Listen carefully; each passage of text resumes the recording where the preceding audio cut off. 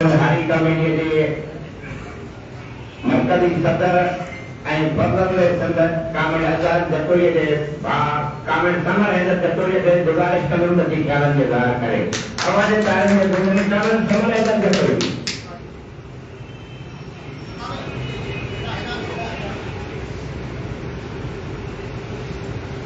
सिंध के समझ न सुतल शे ये रानी तुझी वे सिंध में कई सूरे गांव जिए जिए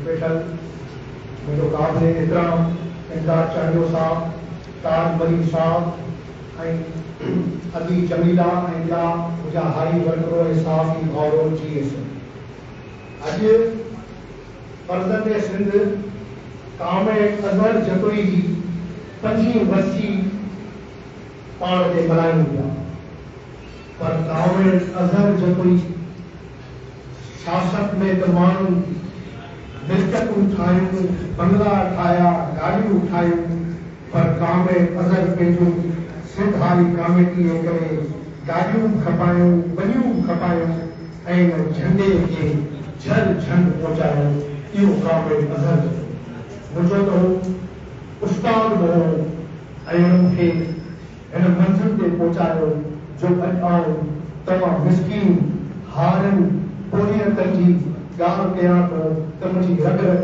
ठरे थी इहो कामिल अजहर जो कामिल अजहर जतोई जा कई पहलू आहे हुन पूनम जहिड़े पाकिस्तान जे इतिहाद में रही ऐं उते हारनि ऐं मज़दूरनि ऐं बाबा सिंध हैदर जतोई जे नज़रिए जी ॻाल्हि जॾहिं कालाबाग डैम एक्शन कमेटी ठही उते उन सिंधारी कमेटी जी ॻाल्हि कई ऐं हू साबित क़दमी सां सिंधारी कमेटी में बीठो रहियो 2018 में मां इलेक्शन विढ़ियमि त कई दोस्तनि चयसि त कामरेड के ॿिए प्लेटफॉर्म तां पंहिंजे भाउ खे टिकट वठी ॾे त सुठा वोट मिलंदा जीअं कामरेड इमदाद हींअर चयो चई न मां पंहिंजे भाउ खे आज़ाद उम्मीदवार बीहारींदुमि ऐं इन ई ॾाटे वारे नज़रिए ते बीहारींदुमि ऐं असां आख़िरी दम ताईं इन नज़रिए सां बीठा रहंदासीं ऐं बीठो रहियो ऐं वाहिद सिंधारी कमेटी आहे जेका ग़रीबनि मिस्कीननि हमदर्दनि जी पार्टी आहे हिन में को वॾेरा शाही जागीरदार भोतार क़िस्म जा माण्हू आहिनि ते सचा ईमानदार खड़ा माण्हू सां गॾु वेठा आहिनि ऐं आख़िरी दम ताईं हू बीठो रहियो छो जॾहिं सिंधारी कमेटी मिली त मूंखे यादि आहे कामिल गुलाम रसूल सेतो रशीद इंदर मादर शर कामिल साले बिलू उन असांखे कामिल अजहर खे चयो त बाबा अॼु में असांजी रत सग सच्चाई ईमानदारी सां इहो झंडो तोखे ॾियूं था ऐं उन आख़िरी झंडे खे सॼे सिंध में अॼु इहो दावा सां थो चवां जॾहिं असांखे मिली आहे त सिंधारी कमेटी जे प्लेटफॉर्म तां जॾहिं को सिंध जो इशू थिए थो त असां अॻु भरायूं मिटो मकानी निज़ाम जॾहिं आयो त कामिल अजहर जी तबीयत ॾाढी नासाज़ हुई पर चई न मुंहिंजे भले करोना हुजे कुझु बि हुजे त बि आउं वठी हिते रैली कढी ऐं प्रेस क्लब ते बीठो इहो सच्चाई ऐं किरदार कॾहिं मरदा न आहे घटि ज़रूर आहियूं पर सचा आहियूं सिंध धरती सां बीठा आहियूं ऐं सिंध धरती सां बीहंदा वॾे अफ़सोस सां चवणो थो पवे त अॼु जेका हिते जी सूरत हाल आहे हिन मुल्क जी सूरत हाल आहे ॾाढे ॾुखे दौर मां गुज़रे पियो ही मुल्क पहिरीं 26 आईनी तरमीम आंदी वई ऐं पोइ पंहिंजो 6 केनालनि जो ऐलान कयो वियो ऐं सॼी सिंध जॾहिं 6 केनालनि खे रद्द कयो ऐं रोडनि रस्तनि ते आई त पोइ अञा बि पाण केनालनि जो ऐलान त वापसि कराए सघिया आहियूं पर नोटिफिकेशन अञा ताईं जारी न आहे जीअं ई पाण 6 केनालनि खां पोइ पीता एक्ट ठहियो वियो साफ़ जी आवाज़ खे दबायो वियो वरी कारपोरेट फार्मिंग के नाले ते सिंध जूं ज़मीनूं मल्टीनेशनल कंपनी ॾिनियूं वयूं ऐं हाणे 27वीं आईनी तरमीम आंदी अथनि ऐं उहा आईनी तरमीम 14 मांगे आंदी अथनि ऐं 27वीं आईनी तरमीम हिन मुल्क जे लाइ वॾो ख़तरो आहे। सिंध जी ख़ुदमुख्तियारी ऐं सिंध जे वसीलनि ते जेको धाड़ो लॻे पियो इनखे सिंध जा माण्हू क़बूल न कंदा। हाणे 28वीं आईनी तरमीम जी बि दावा कई पई वञे ऐं सॼे मुल्क में 12 सूबनि जो ऐलान कयो पियो वञे। असां सम्झूं था त जेको नुक़सान असांखे अयूब घोड़ो ऐं ज़ालत ऐं मुशरफ न पहुचायो, अॼु आसिफ अली ज़रदारी जेको सिंध खे नुक़सान पहुचायो आहे, इहो अॼु ॿीहर अयूब घोड़े जहिड़ो किरदारु अदा पियो करे। सिंध जा माण्हू कॾहिं हिनखे माफ़ न कंदा। असांखे चवनि था त असां ख़ामोश थी वेही रहंदासीं। असांखे केतिरियूं बि FIR कढो, केतिरियूं बि असांजी रस्ता रोक कयो, केतिरा असांखे गिरफ़्तारियूं करे असांखे कोर्टुनि में पेश कयो, फांसी घाटनि ताईं पहुचायो, पर सिंध जी मालिकी तां न कंदासीं। 27वीं आईनी तरमीम खे असां रिजेक्ट था कयूं, पीता एक्ट खे असां रिजेक्ट था कयूं, कॉर्पोरेट फार्मिंग खे असां रिजेक्ट था कयूं। असां सम्झूं था जे हिन मुल्क खे हलाइणो अथव, असां हिन मुल्क खे बचाइणो अथव त पोइ 4 सूबनि खे हक़ ॾिना वञनि। अॼु खां वठी नाइंसाफ़ी न आहे। हुन दौर खां जॾहिं बाबा सिंध हैदर बट Jatoi justice of chief justice Munir खे उन ज़माने में जॾहिं उन केस पे हलाया त चई तूं फतवा ग़लति पियो ॾी, ही तूं पोइ मञियो त कामिल हैदर बट जतोई सचो खड़ो। अॼु उहे ई सादा, उहे ई सिस्टम, उहे ई कानून, उहे ई ॻाल्हियूं आंदियूं पियूं वञनि जेके असां कामिल क़बूल न कंदासीं। ऐं पोइ बाबा सिंध हैदर बट जतोई खे मच जेल में विधो वियो, कोलमपुर जेल में विधो वियो, हुनखे सख़्तु ॾिनियूं वयूं ऐं हुननि खे इन करे इलेक्शन में न खटायो वियो त हिते जा माण्हू कामिल हैदर बट जतोई ख़ुशहाली जे रस्ते ॾांहुं पे वठी वियो। कामिल सोने जहिड़े किरदारनि खे हुननि रोकियो। अॼु बि जेको सच ॻाल्हाए थो उनखे खणी था वञनि। असां त बाबा पुरमन जदोजहद पिया कयूं। असां त पंहिंजे वसाइलनि वसीलनि जा मालिक आहियूं। असां त पंहिंजी धरती जा वारिस आहियूं। असां त पंहिंजे वसीलनि जी मालिकी था कयूं। असांजो सिंधु दरिया त असांजो आहे।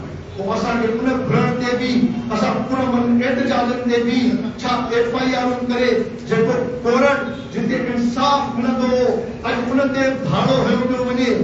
माना हिते जेका 47 फार्म आंदो वियो हो, हाणे वोटनि जी मक़दार थी वई। माना 46 खां पोइ 47 अचे सघे थो, 47 खां पोइ 48 फार्म बची सघे थो। माना हिते को कानून कान्हे, को नज़रियो कान्हे।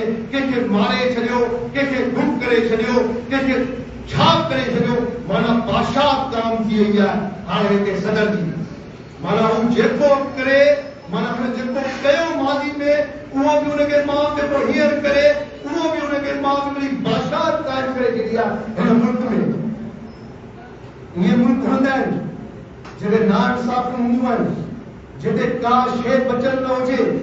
असांजा वसीला वञनि पिया, असांजो कोयलो वियो वञो, असांजी गैस ते धाड़ो, असांजी पेट्रोल ते धाड़ो। हींअर हारी कार्ड जेके हारियुनि खे मिलिया ई कान्हनि, हुननि पंहिंजे मनपसंद माण्हुनि खे ॾिना आहिनि। हारियुनि वटि एतिरी ज़मीन ई कान्हे, वेचारा फाका कशी वारी ज़िंदगी पिया गुज़ारनि। हू पंहिंजा वेचारा, हुननि जहिड़ा का बि सहूलियत कान्हे, हुननि जहिड़ा का बि हुकूमत रिलीफ कान्हे ॾिनो। ऐं हींअर ई ॻोठनि में वञा थो, हारी रोइनि था, चवनि था असांजे ज़मीन ते वेठा आहियूं, इहा उनखे ज़मीनदार जी आहे, उनजे ख़िलाफ़ था ॻाल्हायूं त हू चवनि था घर छॾे वञो। जेको 1950 में कामिल इम्तियाज़ वारी ॻाल्हि टेनेक्सी एक्ट जे बिल ते अमल करायोसीं, उन में बि जेका कोर्ट में जमहूरियत जी दावेदार पीपुल्स पार्टी में धुर थी आहे त ख़तमु कयो वञे। ही पूरा जमहूरियत वारा नारा पिया हणनि। हाणे 19 1973 वारो आइन ज़ुल्म करण भुटे वारो आसिफ अली ज़रदारी दफ़न करे छॾियो। अणी तरमीम के ही चवंदा था अणी तरमीम आंदी उहा पई हली। ही आस्ते आस्ते सिंध जे वजूद खे ख़त्म करण चाहिनि था। हेड़ी ज़लालत वारी हेड़ी हुकूमतूं त असां कॾहिं ज़िंदगी में न ॾिठियूं। अहिड़ियूं नाइंसाफ़ियूं खणी वञो। जेको हक़ नौजवान ॻाल्हाए थो, सिंध जी ॻाल्हि करे थो, जेको टैलेंटेड छोकिरो निकिरे थो उनखे खणी वञो, गायब करे छॾियो, कोर्टनि में न आंदो वञे, हुनजी फ्यूचर ख़त्म थी वञे। इहे कानून आहिनि। जे अहिड़ा कानून आहिनि ऐं अहिड़ा ई कानून तव्हांखे हलाइणा आहिनि त असां त अहिड़े कानूननि खे पहिरीं खां ई चुकाए वेठा आहियूं। असां त ज़रूरु असांजा लीडर त पहिरीं ठाहे वेठा आहिनि। असांजा ही जेके वेठा आहिनि हिते वॾा, इहे इमदाद चांडे साहब वारा तव्हांखे जेलूं काटियल आहिनि। असांखे जेलुनि में विझो, असांखे फांसी घाटनि ते चाढ़े छॾियो, असांखे तव्हां गायब ई करे छॾियो, पर धरती तव्हां हथ कान खणंदा। असांजी रग रग में, असांजी नस नस में धरती आहे, धरती जा वसीला आहिनि, धरती असांजी आहे ऐं मालकी असांखे करणी पवंदी। जीएसएन वारो किताब जॾहिं मूं कॉमेंट छपायो त 2000 कापियूं हफ़्ते में ई गायब थी वियूं ऐं उहे माण्हुनि ताईं पहुतूं कान। हींअर वरी मां उहे छपाया पियो। हाणे आउं पाण दोस्तनि खे यूनिवर्सिटी में विढ़ाईंदमि, छा कॉमेंट शाइरी कई आहे, हुन शाइरी में ई वॾो कमाल आहे। चए थो छॾायो वॾेरनि खां क़ौमी क़यादत, इन्हनि जी क़यादत में आहे ज़लालत। बप्पा जे कयूं राशी हुकूमत, फना जे कयूं इज़त अदालत। अॼु बि तव्हां ॾिसो त वॾेरनि ई पाण खे नुक़सानु पहुचायो, जागीरदारनि नुक़सानु पहुचायो आहे। हींअर क़ौमी असेंबली, सूबाई असेंबली में वॾेरा वेठा आहिनि, पर को उते ॻाल्हि नथो करे त असांखे 27 आईनी तरमीम न खपे, असांखे सिंध जे विरहाङो न खपे। को बि न ॻाल्हाए वेठो आहे, सभु पिछूं वेठियूं आहिनि। हक़ ऐं सच निकिरी वियो आहे माण्हुनि जी ज़बानुनि मां। अचो, जीअं गवर्नमेंट चयो त पंहिंजी सिंध हारी कमेटी खे वधायो, गवर्नमेंट इमदाद चयो ऐं वधाइण जी ज़रूरत आहे।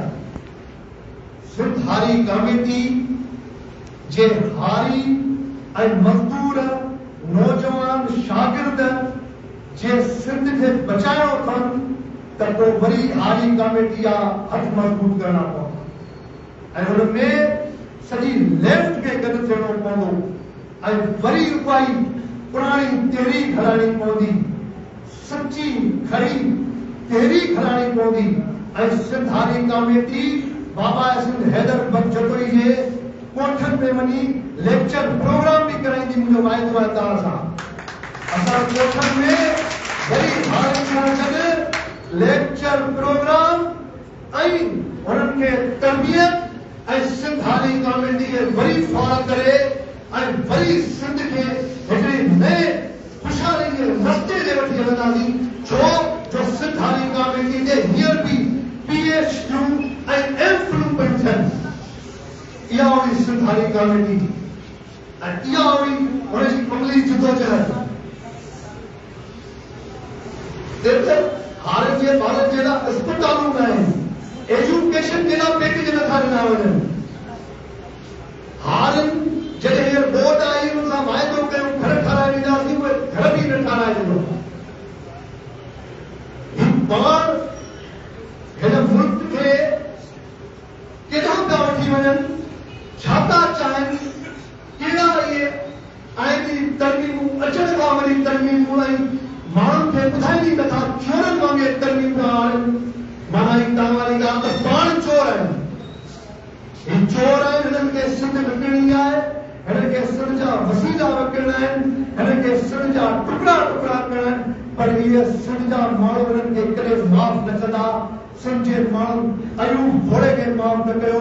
सिंध जी तारीख़ लिखिजे पई, सिंध उन्हनि सां गॾु बीहंदी जेके सचा हूंदा, जेके खरा हूंदा, जेके शाइन शहीद जे नज़रिए जा फॉलो हूंदा, जेके बाबा सिंध हैदर नज़रिए जा फॉलोअर हूंदा, जेके मखदूम बिलावल जे नज़रिए जा फॉलोअर हूंदा, शाह अब्दुल लतीफ भिटाई जे फॉलोअर जे हूंदा, छो जो उन्हनि असांखे हक़ ऐं सच असांखे उहा राह ॾेखारियो।